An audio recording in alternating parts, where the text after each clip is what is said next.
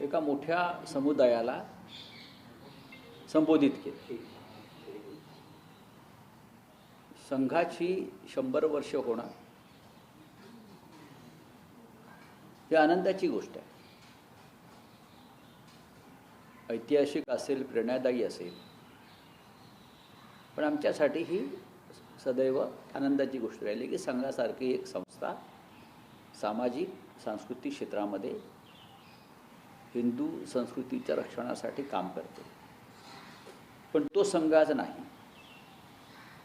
काल आम्ही संघाच्या प्रमुखांचं भाषण ऐकलं. संघाच्या त्या कार्यक्रमाला अनेक लोक निमंत्रित केले होते. सिनेकलाकार, शास्त्रज्ञ, विविध क्षेत्रातले मान्यवर होते. त्यातले काही जे लोक होते त्यांना पाहिल्यावर ते आम्हाला धक्का बसला. भारतीय जनता पक्षाच्या आणि संघाच्या राष्ट्रभक्तीबद्दल म्हणजे किती ढोंग आणि पाखंड आहे. मग ते म्हणजे असं आहे की आम्ही पाहिलं की गायक अदनान सामी हा सरसंघ चालकांबरोबर बसून चहा पितो आहे किंवा काय ब्रेकफास्ट करतो आहे. काय जे असेल ते सरसंघ चालकांना कदाचित माहीत नसावं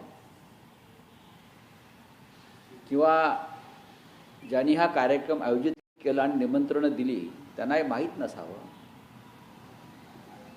की सरसंघ चालकांच्या बाजूला बसलेल्या अनेक व्यक्ती ह्या देशविरोधी कृत्यामध्ये सहभागी झालेल्या आहेत. अदनान सामीचे वडील अरशद खान हे पाकिस्तानच्या हवाई दलामध्ये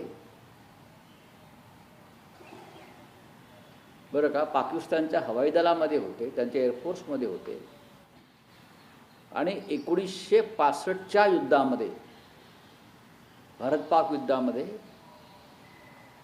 या अरशद खान यांनी भारतावरती बॉम्बिंग केलं होतं. पठाणकोटचा तळ उद्ध्वस्त केला होता. तो अदनान स्वामी सरसंघ चालकांच्या बगलेत बसला होता. तुम्ही भारताला कोणती प्रेरणा देताय आणि कोणत्या इतिहासाचे धडे देताय. एक नटी होती बाजूला, ती म्हणजे आय लव्ह भागवत. मला भागवत फार आवडतात. तिच्यावर आर्थिक अफरातफरीबद्दल लुकआउट नोटीस आहे आणि तिच्या नवऱ्यावरती पोर्न फिल्म लहान मुलांच्या F-16 प्रमाणे बनवल्याचा आरोप आहे. तुरुंगात होतो. ही काय प्रेरणा आहे? अशा असंख्य लोक तिकडे होते. कदाचित सरसंघ चालकांना हे माहीत नसेल की संघाचं चारित्र्य किती बिघडलेलं आहे. भारतावर हल्ला करणारे पाकिस्तानी, लुकआउट नोटीस असलेले नटवर्य, सगळे नटनट्या, बँका बुडवणारे लोक, यांना बोलवून तुम्ही देशाला काय संदेश देताय? संघ पापावरती पांघरून घालण्याचा प्रयत्न करताय का? आम्हाला संघाविषयी आदर आहे, प्रेम आहे, पण हे चित्र पाहिल्यावर पण देशाला अच्छे दिन आलेले नाही. याला जबाबदार संघ आहे. याला जबाबदार संघ आहे. संघामुळे भाजपला अच्छे दिन आले, पण त्याच भाजपच्या सत्तेमुळे देशातले अच्छे दिन निघून गेले. हा देश अमेरिकेचा गुलाम झाला. याची जबाबदारी सरसंघ चालकांनी घ्यायला. ज्या पद्धतीनं ट्रेड डील झालेलं आहे, सरसंघ चालक असं म्हणत होते त्यांच्या लेक्चरमध्ये, आमच्या अटी आणि करार शर्तीवरती अशा प्रकारचे करार व्हायला पाहिजे, तसे झालेले नाही आहेत. प्रेसिडेंट ट्रम्पच्या अटी शर्तीवरती आम्ही शरणागती पत्करली. म्हणजे भारतीय जनता पक्षाचे जे प्रधानमंत्री आहेत, जे संघाचे प्रचारक होते, त्याच्यामुळे देश जो अमेरिकेचा गुलाम झाला त्याची जबाबदारी संघानं स्वीकारली पाहिजे. असे असंख्य प्रकार आहेत. चारित्र्याच्या गोष्टी केल्या. गुणवान आणि गुणवंतामुळे देशात परिवर्तन होईल असं संघ चालक म्हटले. स्वागत आहे. पण देशभरातले सगळे भ्रष्टाचारी, गुन्हेगार, व्यभिचारी, बलात्कारी पक्षात घेऊन सत्ता आणणाऱ्यांमुळे देशात कोणतं सामाजिक परिवर्तन होणार आहे?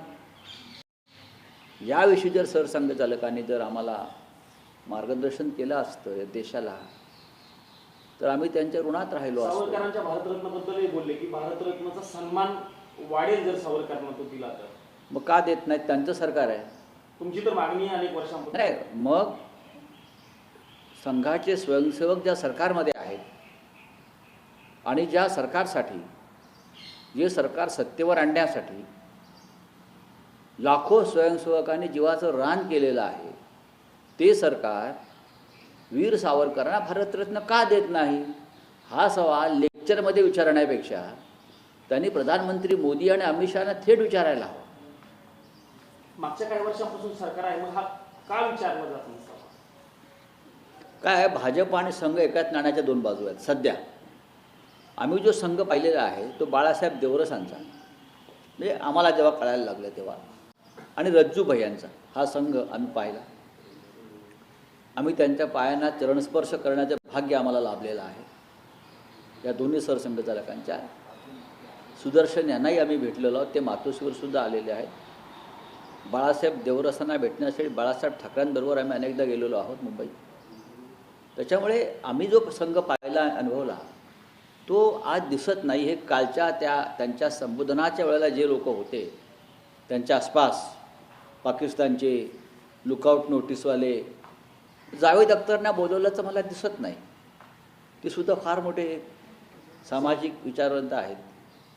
जावेद अख्तर यांचे काका हे अंदमानमध्ये सावरकरांबरोबर काळ्यापणाची शिक्षा भोगत होते. हे बहुतेक माहीत नसे. शाहरुख खानना बोलवलं नाही.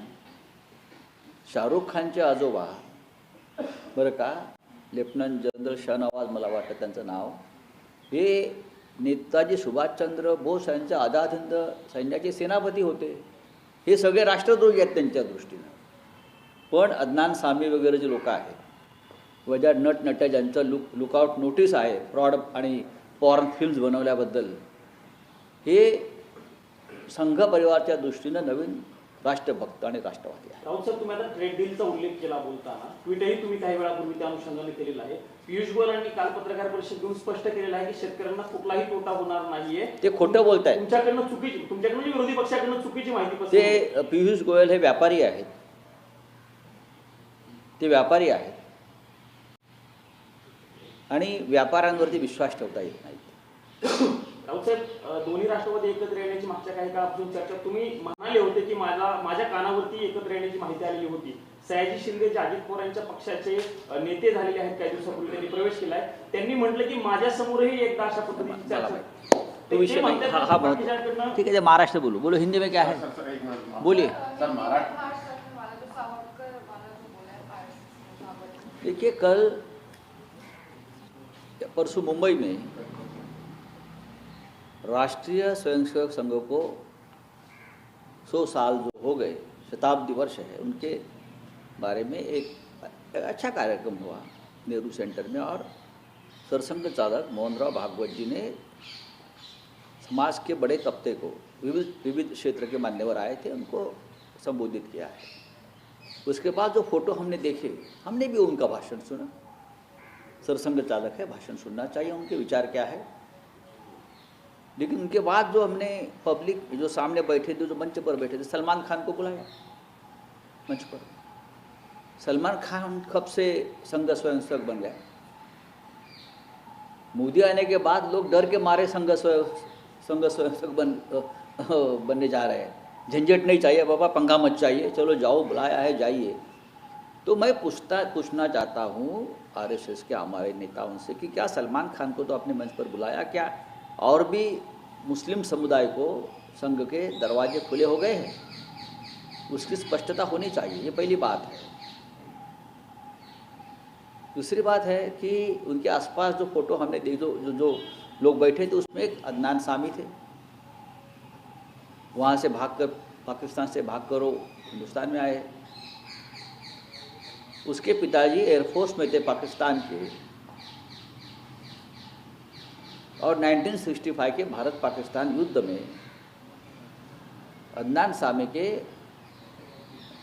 पिताजी ने, अब्बा ने भारत पर बॉम्बिंग किया था। पठानकोट का जो एयरफोर्स का उसका ऊपर बॉम्बिंग किया था और उनको अपने बगल में लेकर हमारे सर संघ चालक बैठे थे। शायद उनको ये इतिहास मालूम नहीं होगा। दूसरे बहुत से एक्ट्रेसेस थी जिसके ऊपर लुकआउट नोटिसेस है, भ्रष्टाचार के आरोप है, पोर्न फिल्म बनाने के आरोप है। ऐसे बहुत से लोग हैं।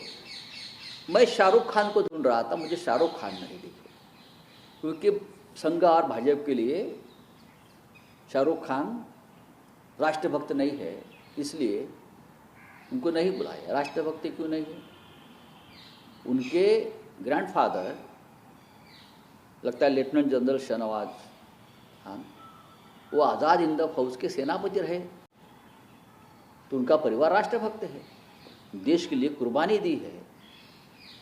मुझे जावेद अख्तर जी भी नहीं दिखे। इतने बड़े बड़े लोगों को आपने बुलाया, जावेद अख्तर दिखने चाहिए थे। जावेद अख्तर के अंकल काका भी अंडमान में थे, काले पानी में वीर सावरकर के साथ वहाँ एक सजा भोग रहे थे। तो ये जो दुगलापन है, आप बताएंगे कौन राष्ट्रभक्त है कौन राष्ट्रद्रोही है? ये जो पाखंड है, ये मुझे कल के उनके शताब्दी वर्ष के कार्यक्रम में दिखा। मोहनराव भागवत जी ने बहुत सी बातें की है, सामाजिक परिवर्तन की, चारित्र की। कौन सा चारित्र? पूरे देश भर के भ्रष्टाचारी, गुंडे, बदमाश, व्यभिचारी, बलात्कारी जिस पार्टी में लेकर सत्ता बनाने के लिए कुछ भी करते हैं, उनसे आप चारित्र की अपेक्षा कैसे करते हो? और ये सब आपके लोग हैं, संघ परिवार के लोग हैं ना। तो अगर मार्गदर्शन संबोधन करना है तो प्रधानमंत्री को करिए, गृहमंत्री को करिए, राज्यों के मुख्यमंत्री को करिए। जिनका आपका कोई संबंध नहीं है, ऐसे लोगों को बुलाकर आप क्या दिखाना चाहते हो? दिखाइए, करिए। संघ की वजह से बीजेपी को अच्छे दिन आए, ऐसे संघ की वजह से बीजेपी को अच्छे दिन आए, क्योंकि लाखों स्वयंसेवक ये सरकार लाने के लिए जी जान से मेहनत करते हैं। बीजेपी के पास कार्यकर्ता नहीं। अगर आए हैं अच्छे दिन बीजेपी को, लेकिन बीजेपी की वजह से भारत के अच्छे दिन चले गए। भारत बदनाम हो गया, भारत झुक गया, भारत गुलाम हो गया अमेरिका का। उसकी जिम्मेदारी मेरे हिसाब से सरसंघ चालक मोहन भागवत जी ने लेनी चाहिए, क्योंकि खुद कहा है कि हमारी वजह से भाजपा सत्ते पे है। अगर सत्ता में है तो सत्ता में क्या कर रहे हैं? देश को गुलाम बना रहे हैं, किसान आत्महत्या कर रहे हैं, हाँ, अपराध बढ़ गए हैं, राजनीति का अपराधीकरण हो गया, एपिस्टन फाइल जैसी बातें सामने आ रही हैं। तो उसके लिए जिम्मेदार फिर सरसंघ चालक मोहनराव भागवत। उनको क्या ठीक है, देख लेंगे हम देखेंगे। Thank you. बस ईवीएम सापडतात धाब्यावर।